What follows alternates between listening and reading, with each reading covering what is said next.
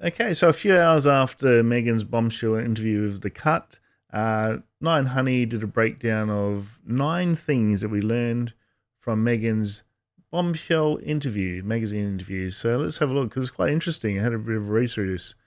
Okay, so Meghan Markle's latest interview featured in New York Magazine's The Cut is nothing short of explosive.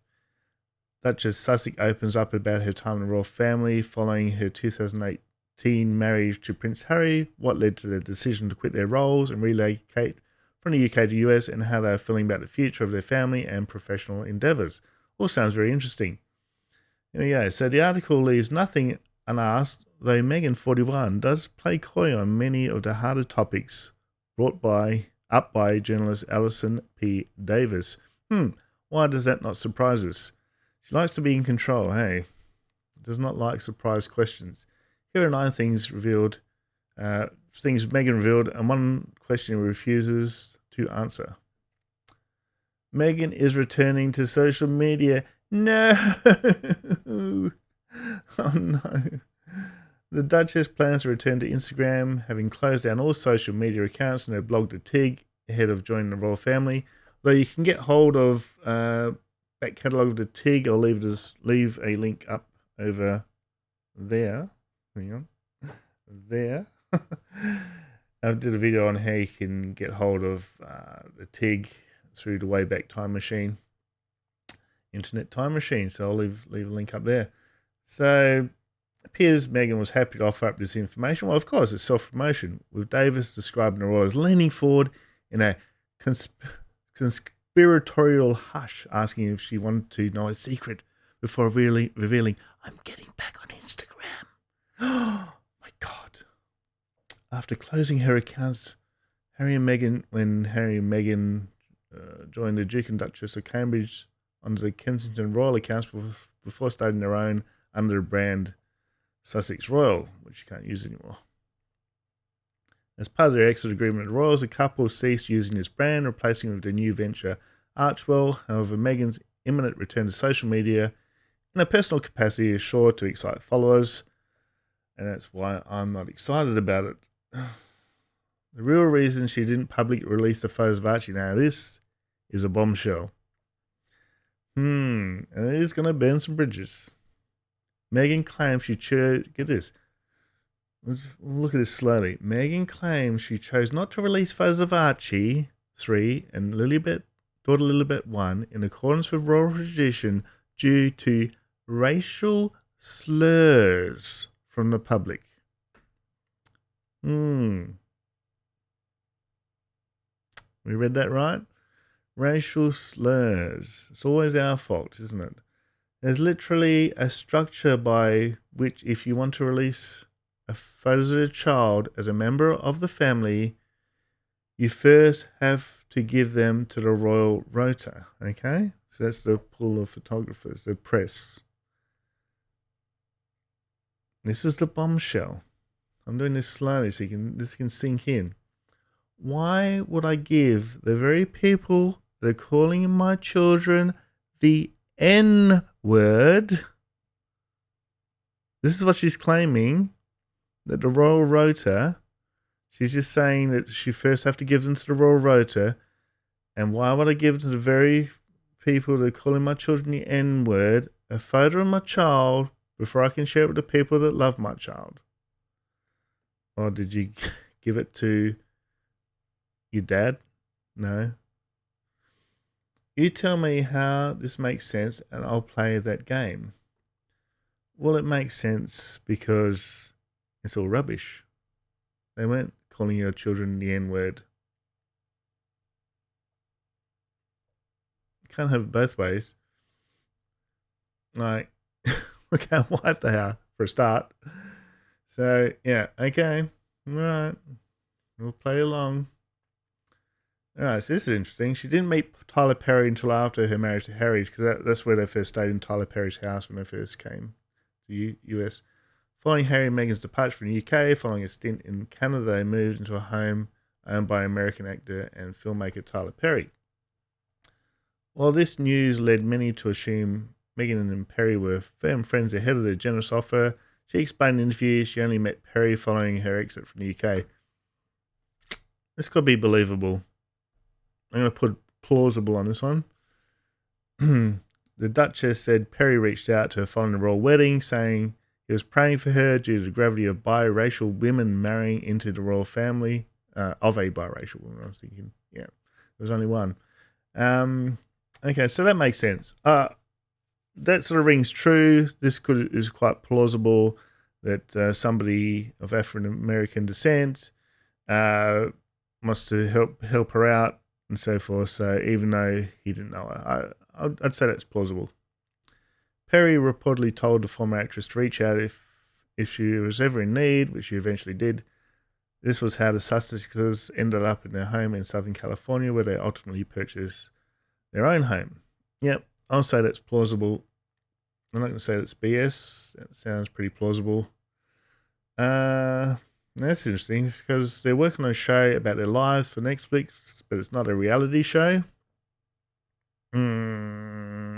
Semantics, I say. Both Harry and Meghan have denied reports they are filming a reality show as part of their multi-million-dollar deal with streaming giant Netflix, but it seems this is all about semantics. Well, that's exactly what I was saying. The couple are filming a show about the lives for Netflix, but say they don't consider it reality TV. Well, what is it then? Fiction? Okay, maybe this is true. It's all going to be fiction. It's not reality at all. When asked about this during the interview, Meghan told Davis there's a difference between a historical documentary and a reality docuseries. We'll give her that. The piece of my life I haven't been able to share, that people haven't been able to see, is our love story, she continued.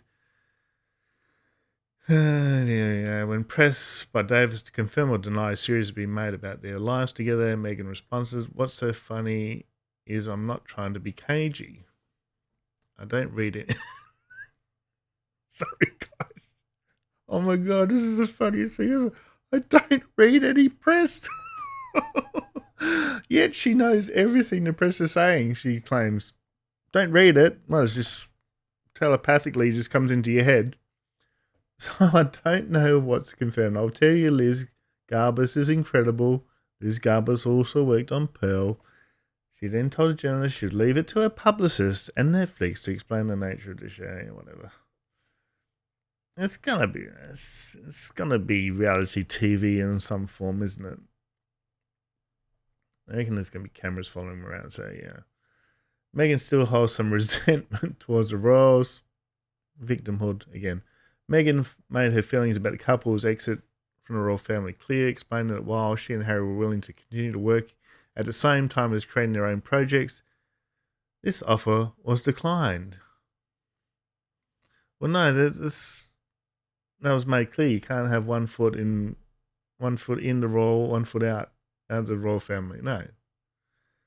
She then said anything to just by existing, we're upsetting the dynamic of the hierarchy. So we go, okay, fine, let's get out of here. Happy to.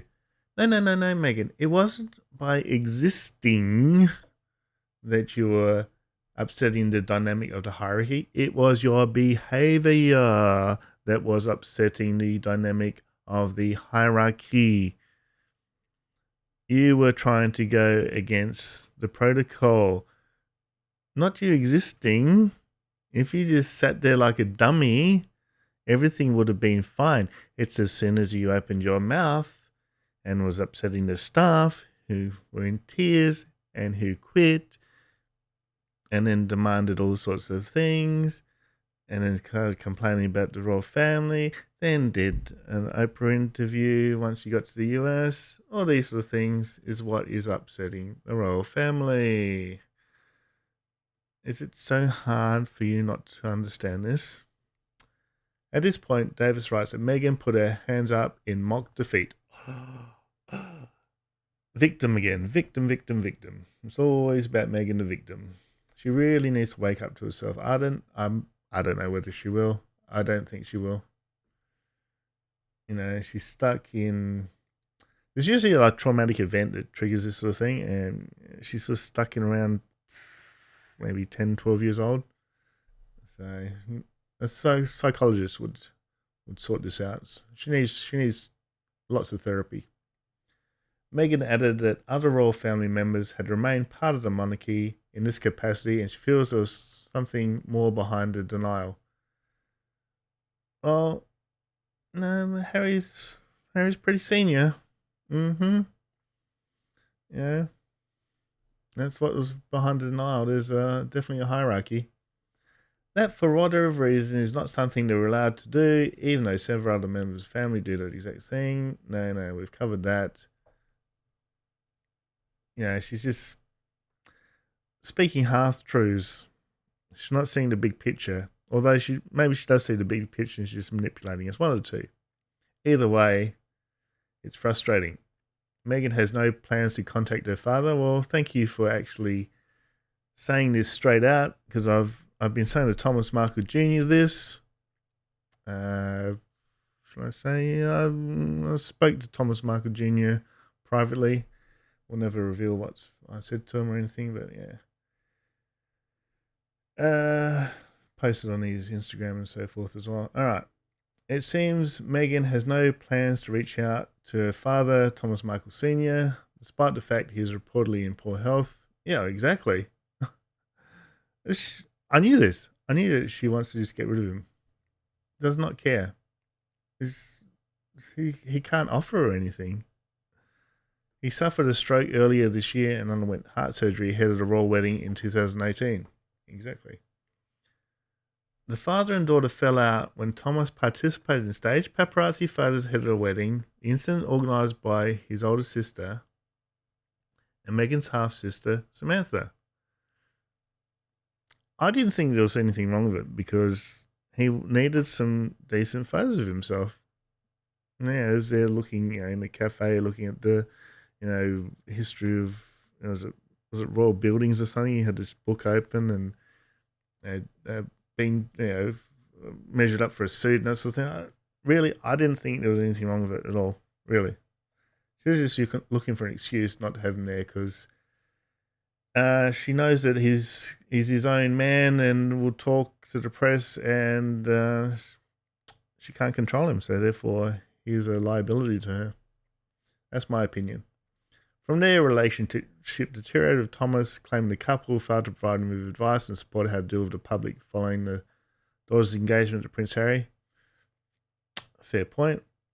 They should have sent someone over to guide Thomas Sr.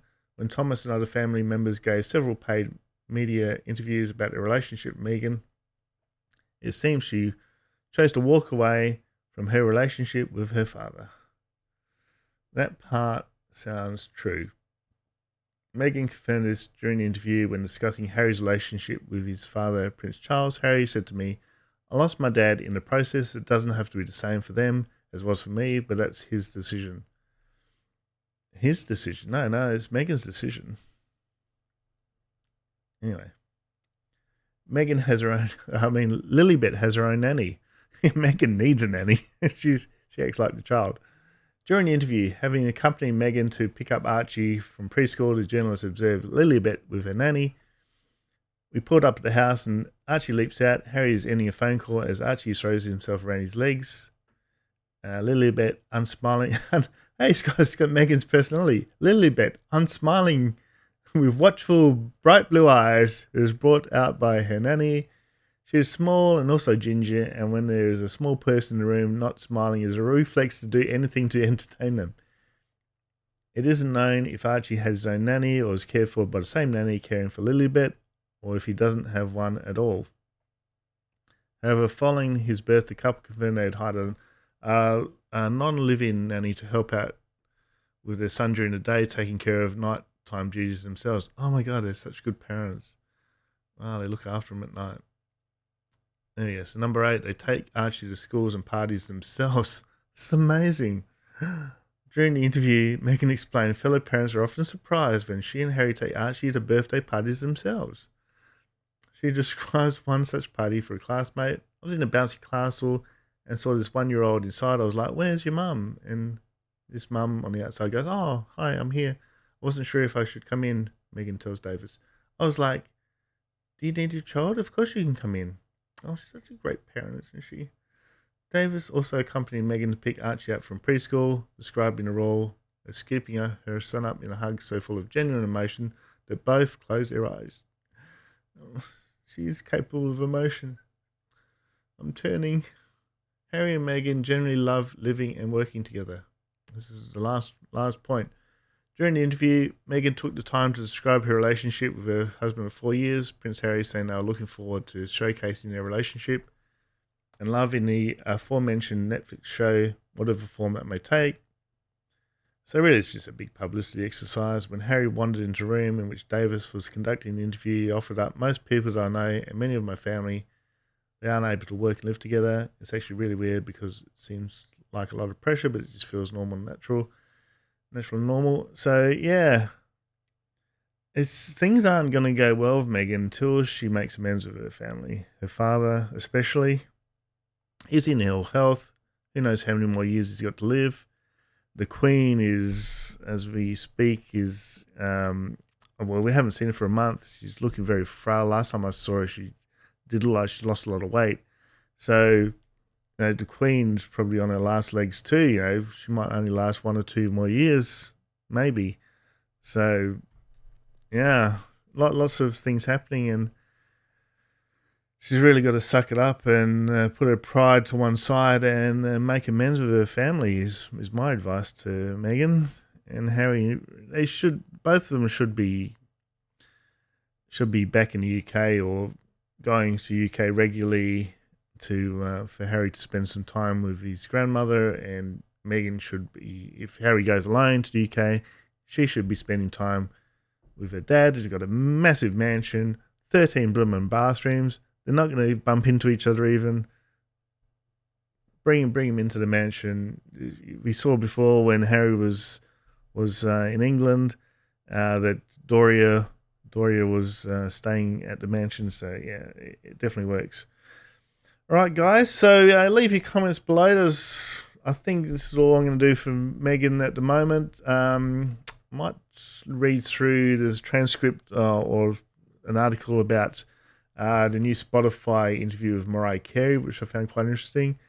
But yeah, I'll see. I might do that tonight as well. I might do that interview as well, just do a bit of analysis on that. So don't forget to like, subscribe, share, and I'll see you next time. Cheers.